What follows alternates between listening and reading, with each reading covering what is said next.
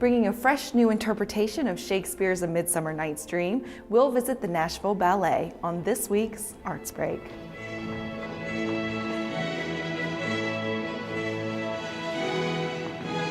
It's a theatrical version that follows the play fairly closely, and it tells a story via the language of ballet.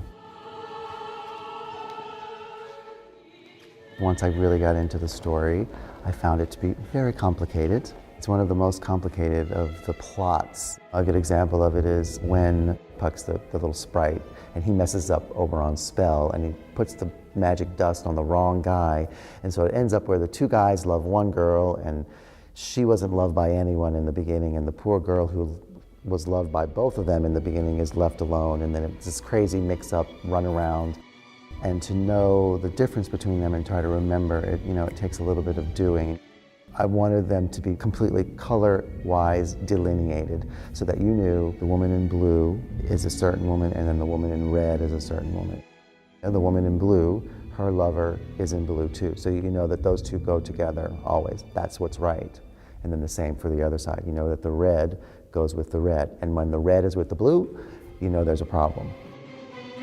One of the reasons why I decided to do Midsummer was because I think I had a really good cast for it. Each one of those couples, I believe I have, a character in the company. I have Helena, who's played by Chrissy Johnson, who's kind of neurotic and flighty.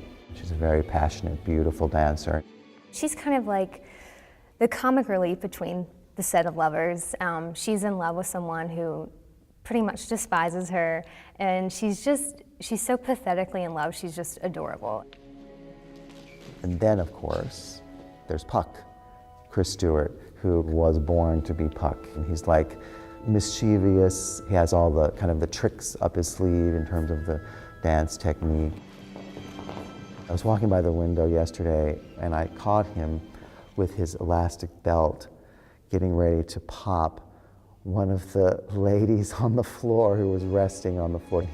He saw me watching him. It was I was like, yeah, that's why you're Puck.